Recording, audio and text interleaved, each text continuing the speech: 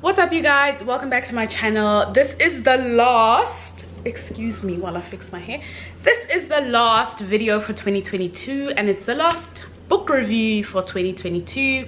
As I mentioned in my reading roundup or wrap up, there are still quite a few books that I read in 2022 that I will probably only review in 2023. So today I'm going to be reviewing one of my favorite books from one of my favorite authors. I think she's actually my favorite author, from Taylor Jenkins Reid, and that is Daisy Jones and the Six.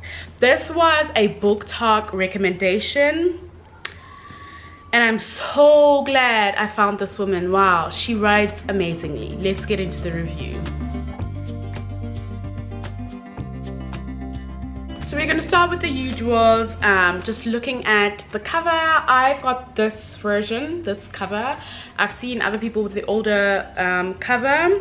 I think I prefer the older cover better. It's white and it's got like half of Daisy's face in the middle and then with like black writing and a little bit of red, but it's still quite pretty. I like this. I think Malibu Rising has a similar cover to this. I haven't reviewed that book yet, and that was also written by not by Daisy Jones, by Taylor Jenkins Reid.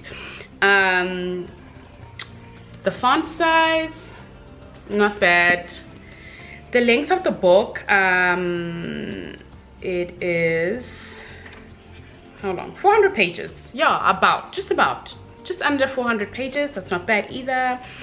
And this book blew my mind. 5 out of 5 stars, just like The 7 Husbands of Evelyn Hugo. Taylor Jenkins Reid, so I started by reading her newer books first, and then the most recent one that I read of hers is Malibu Rising, which is an older one of hers. And if I compare the way that Malibu Rising is written to the way that Evelyn Hugo is written and the way that Daisy Jones and the Six is written, she really has just grown as an author. And I love that. I love to see that, especially as a woman. She obviously is a woman. The way that this book is written is an interview format, okay? I found that very confusing initially. I was just like, what is going on? I thought that there would be an introduction that would be an interview format, and then it would have, you know, like a usual book. So no, the entire book is an interview format. So what I mean by that is, if you look here, it says Graham is answering a question, and then Billy answers a question, or Billy shares what his thoughts are maybe on something that Graham shared. So I'm gonna try and not spoil this book because it's such a good book. I think this is a book that I will reread, as well as The 7 Husbands of Evelyn Hugo. But basically, this is set in the 70s. It is historical fiction, and I emphasize that it is historical fiction because I thought this was real. I thought there was really a band called The Six, and I really thought there was a woman called Daisy Jones who joined The Six. I went on Spotify trying to find their music. I tried to find them on YouTube. It does not exist. She writes so well and so convincingly that you will think that it is real. So many of my friends who have read this book have messaged me and been like, I just found out that Daisy Jones and the Six is all fictional. It is fictional, and I wish that it wasn't. But also, kudos to Taylor Jenkins Reid for writing so well that it is believable. So it follows a group, the Six, that was formed by Billy and his brother initially, with some other members. It is set in the 70s. It is a rock group, and then Daisy was a songwriter who then joined the group because as a lead, which ruffled very many feathers, because they thought it would be a good selling point for them. So themes covered in this book include addiction, that is a huge one, music, and feminism. Those are the three that I would say really stand out. Of course, music, because they're a music group, and if you are not into music, don't skip over reading this book because you feel like, I'm not that big of a fan of music. I don't even know if there are people that don't like music. I don't listen to rock music, but I really enjoyed this. But yeah, if you feel like you're not a music person or you're not musical, don't skip over it. It's so amazing. So Daisy has an intense drug addiction, and so does Billy, who's the other lead singer. Billy is addicted to alcohol and drugs, and Daisy as well. And it just highlights how it impacts Billy's family, how it impacts the group as a whole, how it impacts everybody basically. I don't want to say what happens with Daisy in the end, but I really like that. I like that because in my family history there is a problem, an alcoholism issue, and as a Black person, that is something that is very much, I think, addiction as a whole, not just alcoholism, whether it's drug addiction, alcoholism, whatever, as a Black person, is something that is really just like hush hush, keep quiet, don't say anything. If you, I mean, I'm out here on the internet telling strangers, telling you guys that there's a bloodline of alcoholism in my family, and that's actually half of the reason why I took a year off of drinking last year, but that is a video for another day. So highlighting addiction, or having addiction as a main theme in this book, is something that I resonated with, because I think a lot of people, as an adult child of an alcoholic, you don't know, you as the outsider, you don't know how it really impacts the family. And I remember somebody saying, your responsibility impacts not only you, but everybody else. Another theme that is covered here is feminism, and it is covered in a way that there are a lot of female characters in this group, and not just in the group, but in some of the members' family. Like Billy's wife plays a huge role. I think her name was Camilla. Daisy, of course, and then there's a woman in the band, Karen. So Daisy, for me, obviously stood out quite a lot. She's like, don't care, she's very beautiful. They describe her as a beautiful woman, like physically beautiful. She dresses quite provocatively, but doesn't give a single flying fuck. On page 14, Simone starts and says, I was the only one encouraging her being Daisy, to make something of herself with her talent. Everybody else just tried to make something of themselves with what she had. So Simone is talking about Daisy's songwriting. Simone is Daisy's friend and was encouraging her to make something of herself with her songwriting skills, and she says people were using her with her songwriting skills, which is true. Daisy then says, I had absolutely no interest in being somebody else's muse. I am not a muse. I am the somebody. End of fucking story. I love that. I love that part where she's like, I am not a muse. I am the somebody. End of fucking story. She's like, I am not the pretty face. I am not somebody's muse. I am the artist. I am not the icing on the cake. I am the cake. End of story. It's a non-negotiable for me, and I think that I identify with that a lot. I'm a pretty girl, we all know that. I got a nice face, I got a nice body, okay? I'm a big butty girl, but that's something that I don't like people focusing on. Like, I have a lot of substance. I'm so intelligent, it's just like mind-blowing. And funny enough, I think I was slowly buying into this idea that people were just looking at me like, oh, she's just a pretty face. And that actually came up in Tastemaster, where people were like surprised that, oh, she's not just a pretty face, she actually knows how to bake.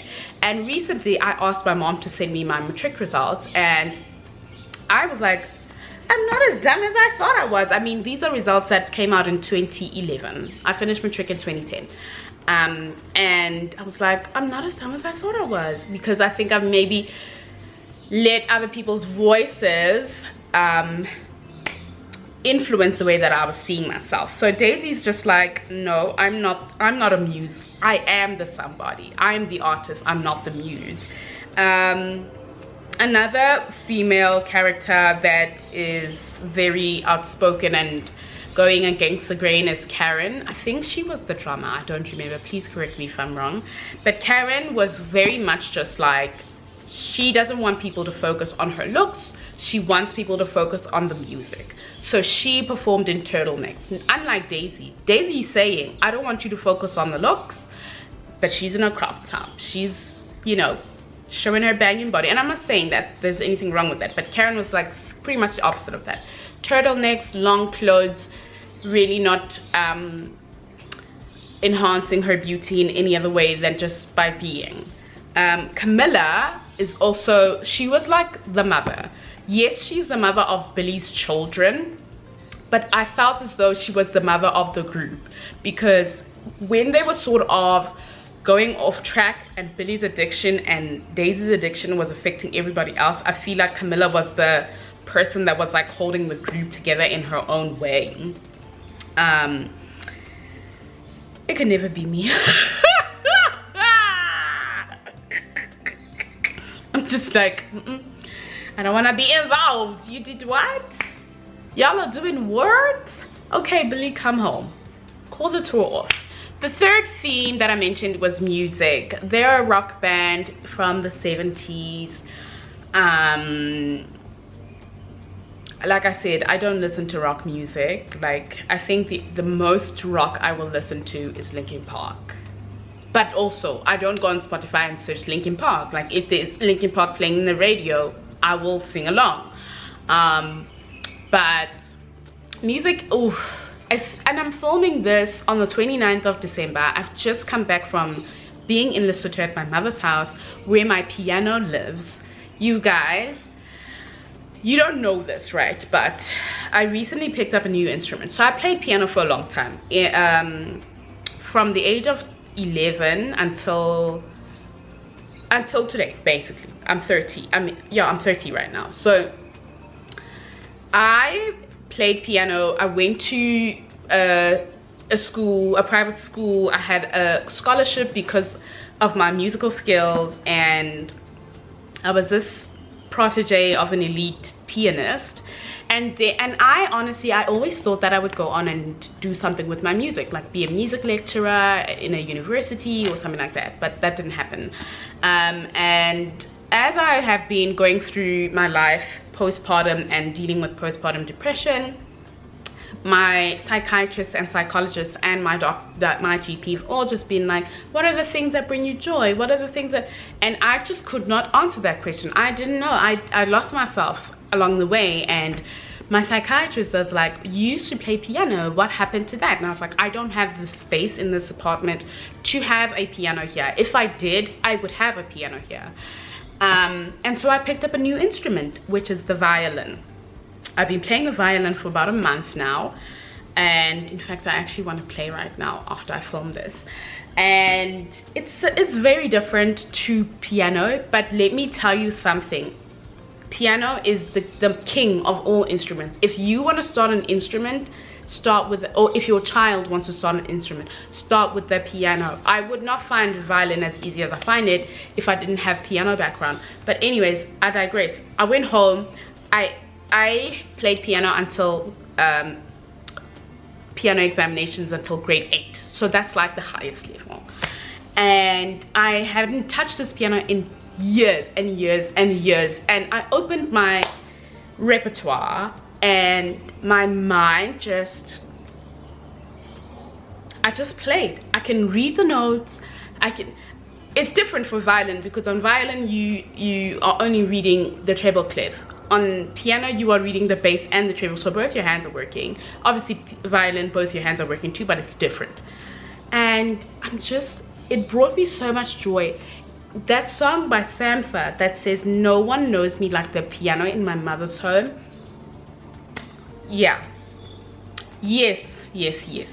So that's just, yeah, that's my take on music. It's so healing, it's so soothing. My piano was like my companion in every single stage of my life, and I just realized that it is an instrument that I would love to have. Like if I had the space, I said if I had the space, yeah, I would get a piano. But now I know that once I move from this apartment into a bigger home, I will be saving to buy myself a piano, because that's just what I need. I mean, this was a rock band. They played guitar, I'm sure. Billy played guitar. Daisy, I think, also played guitar. But I don't want to say this out loud, but I don't take guitar seriously as a musical instrument. It's like, what do you mean? What do you mean you're playing chords only? Can you read some notes? Can you read notes?